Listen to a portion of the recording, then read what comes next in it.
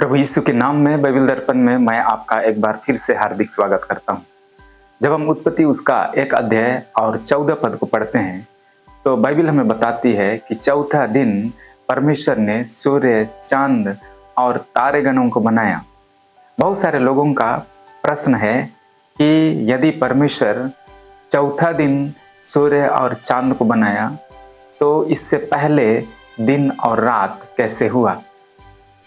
मेरे प्रिय मित्र, जितने हम परमेश्वर के वचन को पढ़ने वाले लोग हैं, उनके पीछे चलने वाले हैं, परमेश्वर ने हमें आत्मिक समझ दी है और इसके द्वारा से हम इस बात को जानते हैं कि सूर्य जिसका जितना ज्योति है उससे कई गुना ज़्यादा ज्योतिमन हमारा यीशु मसीह है। वो परमेश्वर जिसने सब कुछ को बनाया, उस परमेश्वर के लिए सब कुछ संभव है। और इससे पहला दिन से लेकर के तीसरा दिन तक निश्चय उस परमेश्वर के द्वारा उस आत्मिक रूप से, डिवाइन रूप से दिन और रात हुआ है। यहाँ कुछ भेद है जिसे आपको और मुझको जानने की जरूरत है।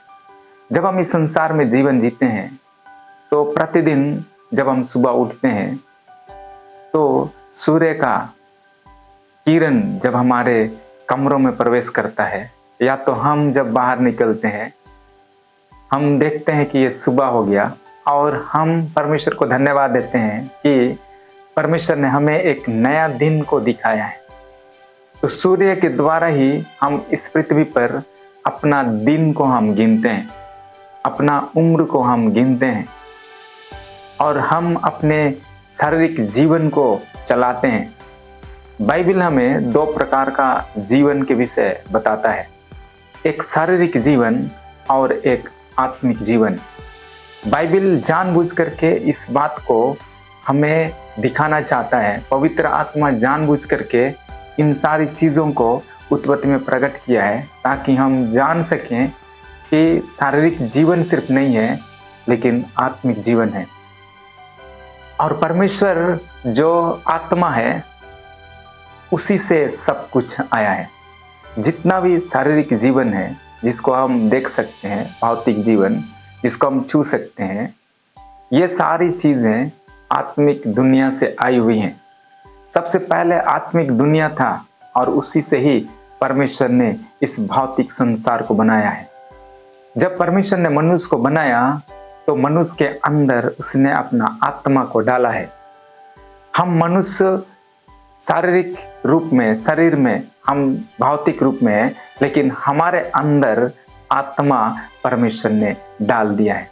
और इसलिए हमारा 2 प्रकार का जीवन है।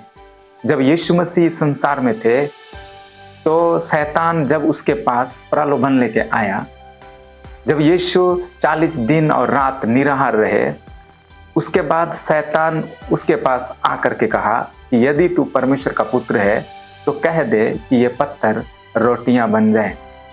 तब यीशु ने उनको उत्तर दिया था कि मनुष्य सिर्फ रोटी से नहीं लेकिन परमेश्वर के मुख से निकले हुए वचनों से वो जीवित रहेगा।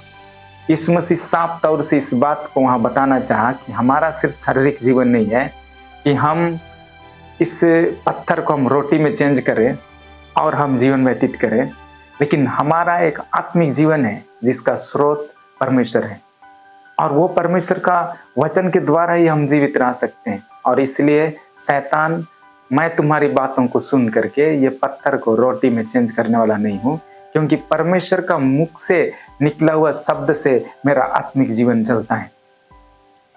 मेरे प्रिय मित्र, जब हम परमेश्वर के वचन में से देखते हैं तो जब यीशु इस धरती पर थे तो उसने अपने लोगों से कहा था कि मैं जगत की ज्योति हूँ।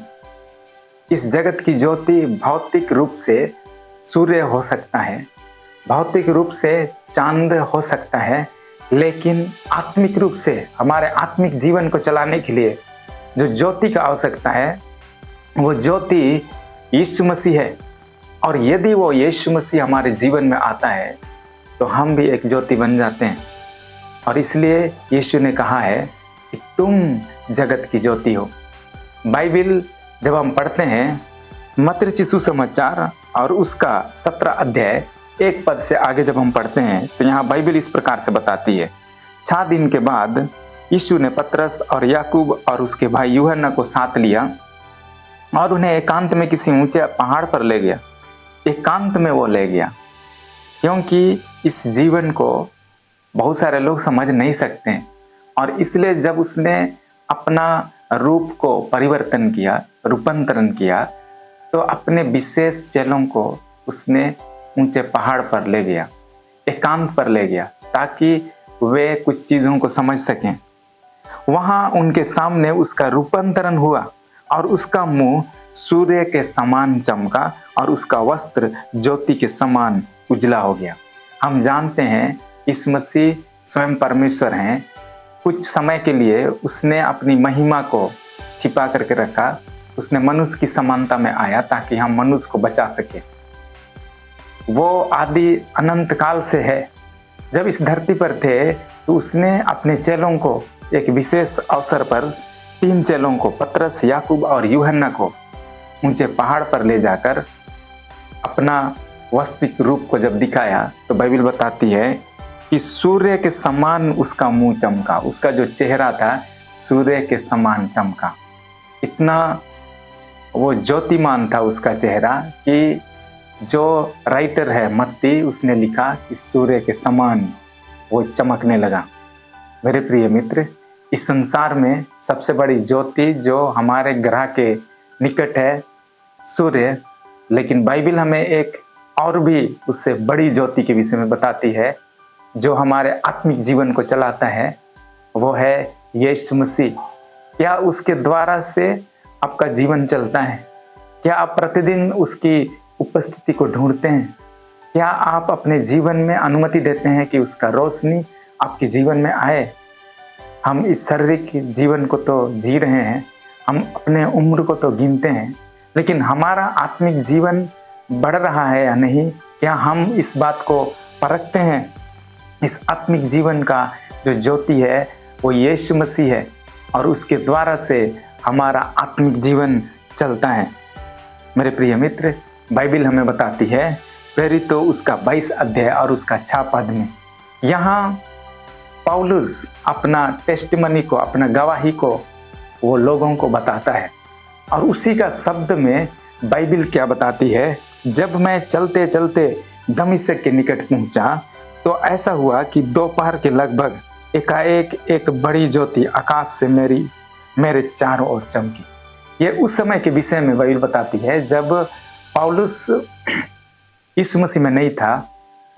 उसका नाम पहले शाऊल था। वो एक बुद्धिमान व्यक्ति था और वो मुख्य याजक से, महायाजक से, जितने क्रिश्चियन हैं, जितने मसीही हैं, उनको सताने का, उनको बंदगी में डालने का उनको अधिकार प्राप्त था। और इसीलिए उसी मकसद से वो दमिश्क की ओर जा रहा था कि वहाँ जितने प्रभु को मानने वाले, मसीह की आराधना करने वाले, उनको वो सताएं। लेकिन मार्ग में कुछ ऐसी घटना घटी जिसने उसके जीवन को बदल करके रख दिया और वो शाऊल से पौलुस बन गया। और जिसने सबसे ज़्यादा मिनिस्ट्री को किया, जिसने सबसे ज़्यादा कलीसियाओं को खड़ा किया, आज उनकी पत्रियों के द्वारा हम अपने आत्मिक जीवन में आगे बढ़ने के लिए हम तैयार होते हैं। उस दमिश्क के मार्ग में क्या हुआ, वो अपना गवाही में स्वयं प्रेरितों के काम में लिखता है कि चलते चलते जब वो दमिश्क के निकट पहुंचा तो ऐसा हुआ कि दोपहर के लगभग, ध्यान से शब्दों को ध्यान दें कि दोपहर के लगभग, हम जानते हैं दोपहर के समय सूर्य का जो रोशनी होता है वो पीक पे होता है। उस समय उसका रोशनी तेज होता है, हम उनको देख भी नहीं सकते हैं। उसी समय एकाएक एक बड़ी ज्योति आकाश से मेरे चारों ओर चमकी। एक ज्योति जो सूर्य, जिसके विषय में शाऊल पहले से जानता था, उससे भी बड़ी ज्योति के विषय में उसने कभी भी नहीं जाना था।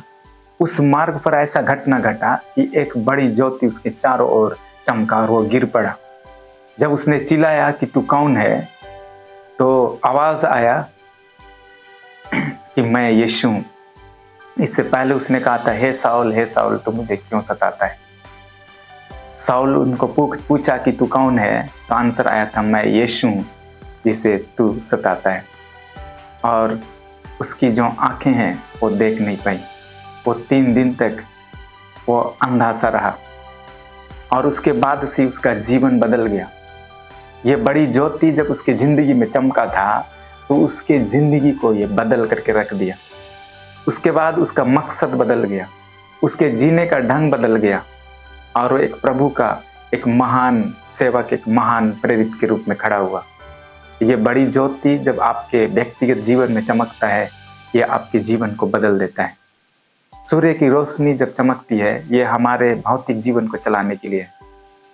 सूर्य की रोशनी में जीते हुए हम शायद पाप में जीते होंगे, हम शायद निराशा में जीते होंगे, हम शायद चिंताओं में जीते होंगे, हम शायद बीमारी में जीते होंगे, लेकिन मेरे प्रिय मित्र, एक बड़ी ज्योति है, वो है यीशु मसीह। जब वो आपके जीवन में चमकेगा तो आपका एक आत्मिक जीवन का शुरुआत होगा और इस जिंदगी में आपके अंदर से निराशा और दुख तकलीफ को वो दूर करेगा। आपको वो ये ज्योति उस अनंत जीवन की ओर लेकर के जाएगा। बाइबल बताती है जब यीशु मसीह इस धरती पर हम सारे मनुष्य जाति के लिए अपना जान को वो दे रहा था कलवारी क्रूस पर, 39 कोड़ा जब उन्हें मारा गया था, असहनीय दर्द को जब वो सह रहा था मेरे खातिर, आपके खातिर, क्योंकि वो तो निर्दोष और निष्कलंक था, उसने बिल्कुल भी पाप नहीं किया था, तो भी हमारे बदले में हमारे दंड को उसने अपने ऊपर ले लिया था। बाइबल क्या बताती है, जब हम लूका रचित सुसमाचार उसका 23 अध्याय 44 से 45 पद को जब हम पढ़ते हैं तो लिखा है, लगभग 2 पहर से तीसरे पहर तक सारे देश में अंधियारा छाया रहा और सूर्य का उजाला जाता रहा। जब ये बड़ी ज्योति हम मनुष्य जाति के लिए अपना लहू, अपना पानी को जब वो बहा रहा था, तो ये भौतिक सूर्य इस स्थिति को वो देख नहीं पाया। सूर्य को, भौतिक सूर्य को वो परमेश्वर बनाया और वो जब पूरे संसार के मनुष्य जाति के लिए अपना लहू को बहा रहा था, तो बाइबल बताती है कि 2 पहर से लेकर तीसरे पहर तक अंधियारा छाया रहा, सूर्य का जो रोशनी है वो जाता रहा। ये बड़ी ज्योति हमारा यीशु मसीह है। जब हम आने वाले दिनों के विषय में प्रकाशित वाक्य में जब हम पढ़ते हैं तो एक नगर के विषय में बाइबल बताती है, ये नगर नया यरूशलेम है जहां एक दिन आप और हम होंगे। बाइबल बताती है वहां कभी रात नहीं होगा, सब समय दिन ही दिन रहेगा। तो वहां कौन सा सूर्य होगा? बाइबल में लिखा है, जब हम प्रकाशित वाक्य उसका 21 अध्याय और उसका 23 पद को पढ़ते हैं, उस नगर में सूर्य और चांद के उजाले की आवश्यकता नहीं, क्योंकि परमेश्वर के तेज से उसमें उजाला हो रहा है और मेमना उसका दीपक है। उस नगर के लिए सूर्य और चांद की आवश्यकता नहीं है। इस पृथ्वी पर जो सूर्य है वो इसी पृथ्वी के लिए है, इस पृथ्वी में जो चांद है वो इसी पृथ्वी के लिए है।